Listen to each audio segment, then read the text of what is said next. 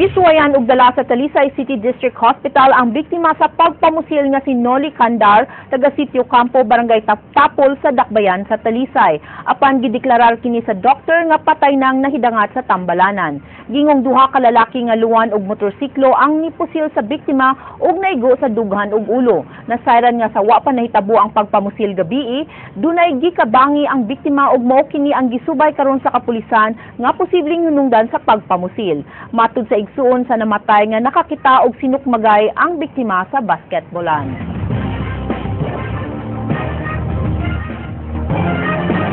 So morning ilahang gidudahan nga siguro may tira. Kaning gikandak o further investigation sir kay ito may kuan o kung sakit kay ang biktima, ang kabanay sa biktima dito mag-code mo coordinate. Wa pa sila mga anggulo ba? So motibo gid. Kaya lang gidawan laturang nakita ni away. Murang ibaligya siguro na siya sir eh. Nya. Wasa mi kay bogin sa salagi. Kay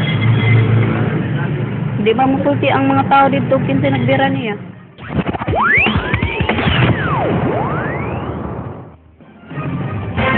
Ipahigayon kagayon ng buntag ang Fire Olympics sa Ayala Open Grounds. Ang mga nangapil, pulusako sa Bureau of Fire Protection sa probinsya. Subay sa Fire Prevention Month, dagkalain-laing matang sa fire scene, ang gipahigayon kagrina. Mato di Fire Superintendent Ismael Codilla, ang Provincial Chief sa BFP, nga tuyos mong kaliukan ang mas mulambo pa ang fire fighting technique sa mga bumbero. Iya sa giklaro nga bisan sa kakuwang gyapon sa ilang mga bumbero, apan dili kini makababag silang paghimo sa tinud-anay nga serbisyo. Kuwang. But we kanang dili ta we do not have reasons nga dili ta maka-respond. Mayor Michael Rama may padayag nga dili na angay langay-langayon pa ang expansion sa Mactan Cebu International Airport.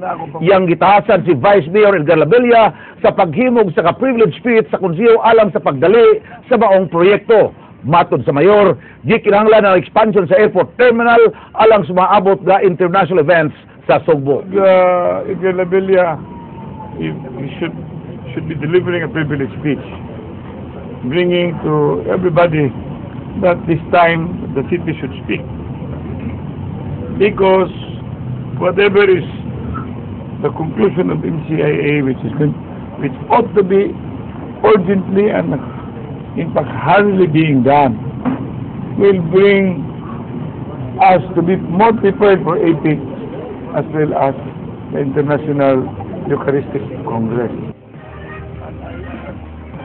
Padayon ang kampanya sa kagamhanan sa Dakbayan sa Sugbo batok sa paggamit og iligal nga drogas sa mga kawani sa kabaranggayan. Ang barangay Binaliw na sab maoy gisurpresa kaganina sa mga sakop sa Cebu City Office on Substance Abuse Prevention. Leslie Caminada Vistil, Sugin Limit. Sitinta ka mga empleyado sa Barangay Binaliw, Cebu City, lakip ng kapitan ini ang gipaubos og drug test kaganina. Mato ni Kapitan Wilson Bacor nga way mitugan niyang empleyado nga tigamitan og iligal nga drogas. Giisip ni Bacor nga pabor ang gihimong random drug test sa ilang barangay aron malimpyo ang ilang tugkaran. Uyon sab ang mga konsihal kay dakong dungog sa ilang barangay nga sila mahimong drug free. Maayo ni para ma-check na to ang mga worker mismo ba. Kay while naami sa activity o mga programs nga para gid ma-eliminate na mo ang drug abuse din sa Binaliw, maguna gid dapat sa barangay worker o sa mga official po. Ako para nako malipay ko ngayon ani kay aron mahibaw-an sa among barangay og positiba o drug free pa. Matud sa pangusap-usap nga si Dr. Ali Sutlang nga nagpadayon karon ang ilang pagpanglimpyo sa mga barangay nga gingong ana sa listahan nga apektado sa illegal nga drogas. Hinuunwa nila pasagdi ang mga barangay nga wa mabutang sa listahan. Naanami nasa migihan ay unsa kung pananglita nakabalo mi na ay daghang report sa amo based sa PDA o sa PNP baka nga kana nga lugar kana nga barangay na adiha so naapon mi lain unyang pamaagi pero di lang ko mo dibog. In order to lessen the problem or not necessarily eradicate but to lessen and help lessen the problem of drug addiction or illegal drugs is through education. We keep on informing the people ato mga matag barangay, ato mga silingan o ang continuous program na to labi na sa mga kabatanunan. Sa pagkuha ning balita, usa pa ka empleyado sa Barangay Binaliw ang nagpositibo, samtang sa Barangay Pulang Bato, nagnegatibo ang tanang empleyado sa gihimong random drug test. Leslie Camina Divestil, News 5. NBI mo konsulta sa katawhan sa pagpatuman sa increase sa bayranan sa paglukat o clearance. Ilausab nga ibalik ang mga satellite offices sud sa mga malls. King Perez, Sugin Limi. Taas gihapon ang linya sa tawhan ng lukat ug NBI clearance.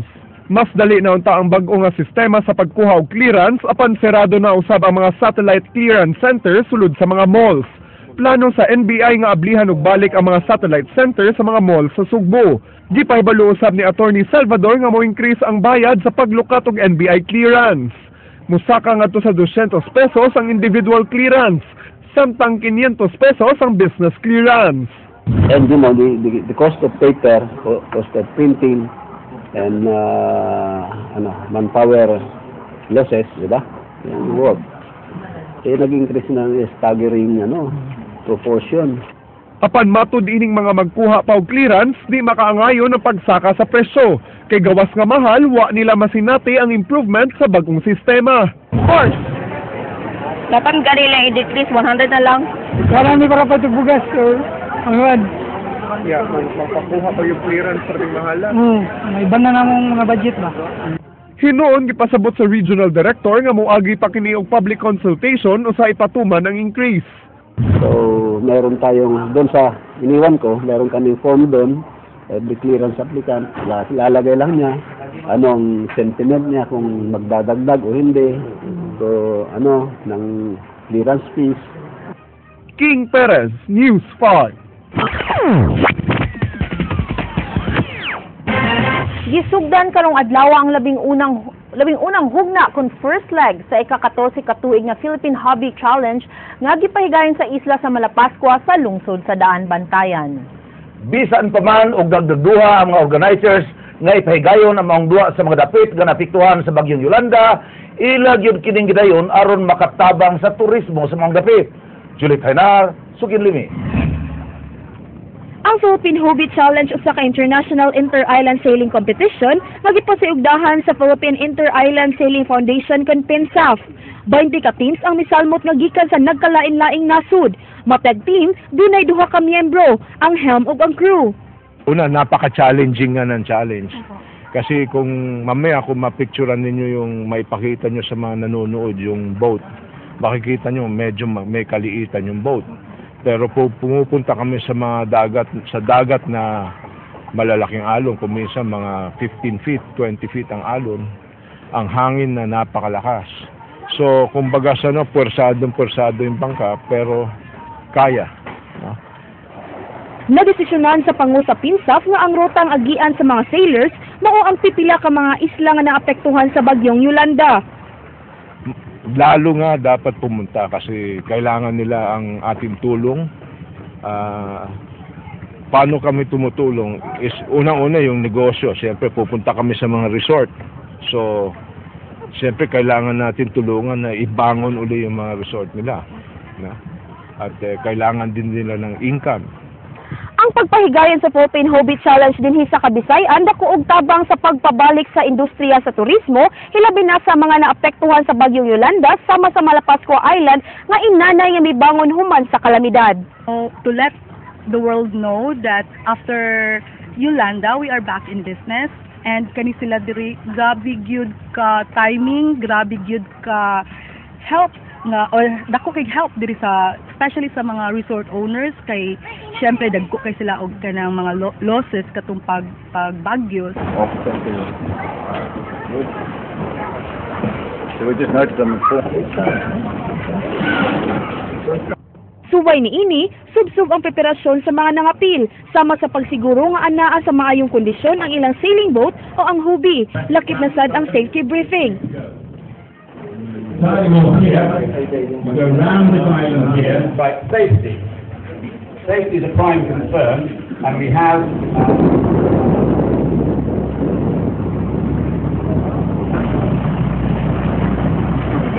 Bisan sa kakuyaw sa maong duwa, wa kini panangbalinga sa mga nangapil sama sa father and daughter tandem nga silang Bianca ug Moncho Garcia nga upat ka tuig nang sigig apil sa maong duwa. Waves get really big, you tend to get scared. But at the end of the day, I know my dad's there. He's gonna take care of me, right? Make sure nothing happens. So. I thought you were supposed to take care of me. I think this the challenge is something so different. It's so unique. It's the most extreme sailing event in Asia, and it's right here in the Philippines.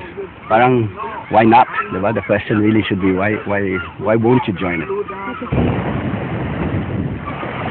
Gawa sa amahan ug anak ng Garcia, nahimo sab nga bonding time ang maong duwa. Doing a father and son thing so that we can do something together, and maybe we do it once a year, and I thought this is a good idea. We can come and go sailing together. It's good spending time with them and sailing with them, being able to do things together as well.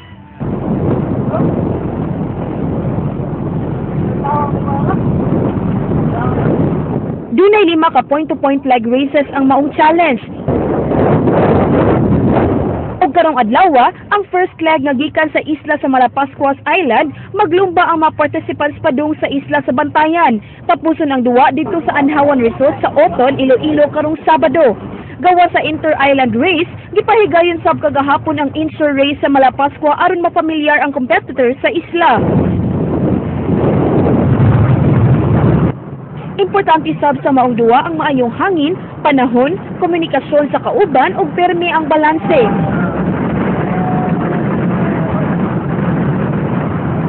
Bisan ug way ganting kwarta ang maong duwa, garbo na sa mga nangapil nga makasalmot sa maong kompetisyon.